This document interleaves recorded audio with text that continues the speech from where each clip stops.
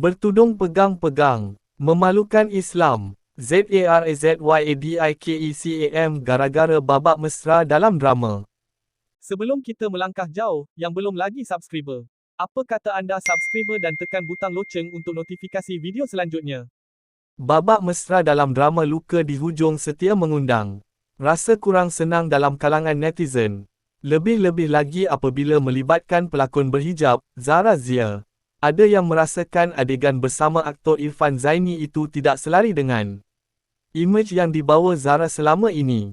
Lapor M-Star, Zara berharap penonton dapat melihat drama berkenaan daripada sudut penceritaan dan realiti yang berlaku dalam kehidupan masyarakat. Menyedari kekecewaan tersebut, pelakon berusia 41 tahun itu tampil memohon maaf kepada penonton. Saya faham peminat yang kecewa tapi saya juga faham dengan kerja yang saya buat. Untuk sesiapa yang kecewa saya minta maaf sangat. Macam saya cakap sebelum ini, tontonlah drama ini secara positif. Sekadar niat ingin menonton saja. Apa yang kami persembahkan hanyalah kisah realiti dalam masyarakat. Di masa hadapan saya akan lebih berhati-hati.